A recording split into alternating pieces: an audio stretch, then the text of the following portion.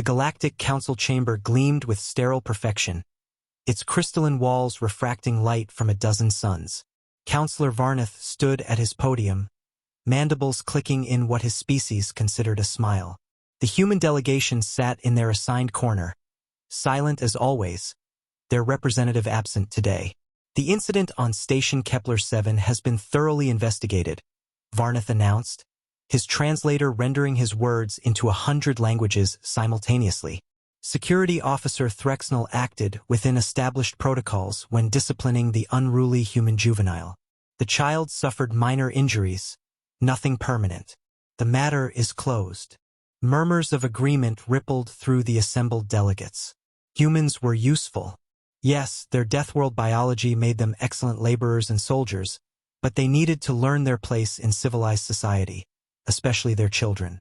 Varnath continued, "We cannot allow emotional attachments to cloud our judgment."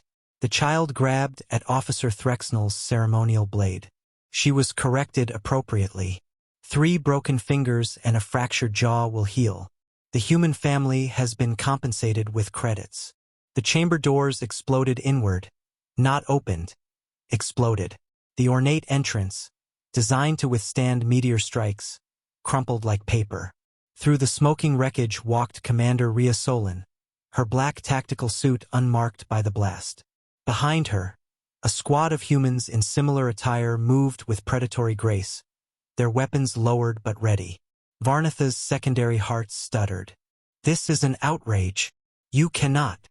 Ria's hand rose, silencing him without a word. She walked forward, boots echoing in the suddenly quiet chamber. In her other hand, she dragged something heavy wrapped in bloodied cloth. The delegates recoiled. Blood was universal, and that much blood meant death. "Counselor Varnath," Ria said, her voice carrying despite its softness. "You said the matter was closed." "Commander, you are in violation of 17 galactic statutes by—" Her name was Lily Chun. Ria's eyes were empty, dark as the void between stars. She was 6 years old. She reached for a shiny object because that's what 6-year-olds do. Varnath's confidence wavered. He'd reviewed the footage. The human child had been curious, nothing more. But protocol was protocol. Threxnell had every right to defend herself from a potential threat. The officer acted appropriately. Varnath insisted, though his voice had lost its certainty. "Your species signed the Concordant. You agreed to our laws." "We did," Ria nodded slowly. She dropped the bundle at the base of Varnath's podium. The cloth fell away. Officer Threxnell's severed head rolled across the polished floor, compound eyes frozen in terror. Pandemonium erupted. Delegates screamed, scrambled for exits, and triggered emergency beacons. Varnath stood paralyzed, staring at the head of his subordinate. "You murdered her," he whispered. "No." Ria's correction was gentle, almost kind. "We executed her. After a trial with evidence, testimony, and deliberation. Unlike what she did to Lily. The child lived. She'll recover." "Will she?" Ria stepped closer. Varnath tried to back away but found his legs wouldn't obey. "Will she recover from watching her mother scream as station security held her back?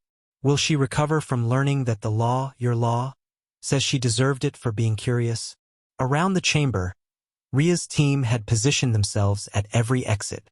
Not threatening, not aiming weapons, just standing, waiting. "You don't understand," Varnath said desperately. "Civilization requires order.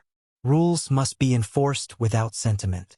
We've built a society spanning thousands of worlds because we don't let base emotions dictate justice. And we've survived on a world that spent every day trying to kill us," Ria replied. "We evolved alongside predators that hunted us, diseases that decimated us, weather that buried us. We learned one rule above all others." She leaned close enough that Varnath could smell the copper tang of blood on her uniform. "You don't touch our children. This will mean war," Varnath breathed. "The Council will unite against you. Every species will.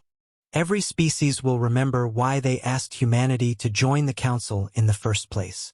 Ria straightened. "You needed soldiers. You needed warriors. You needed Deathworlders to fight in places your civilized people couldn't survive. She gestured to her team. These 47 humans. They're worth a battalion of your finest troops.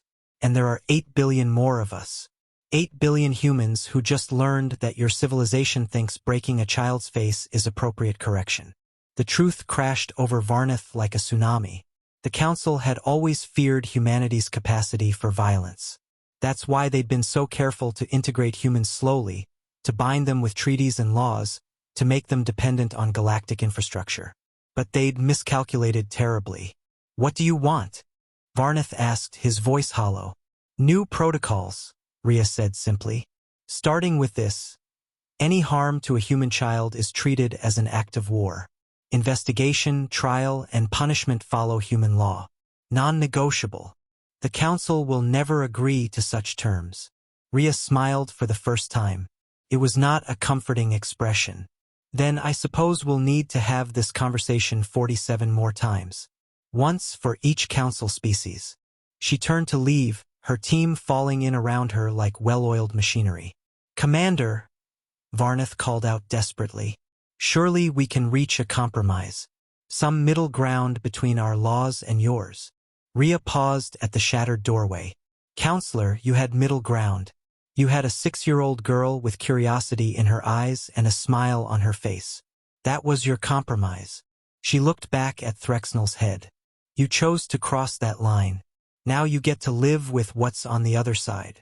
The humans disappeared into the station's corridors, leaving only silence and the stench of blood.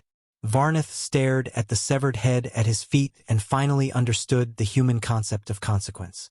In building their civilization, the Galactic Council had forgotten that laws without justice were just tyranny with paperwork.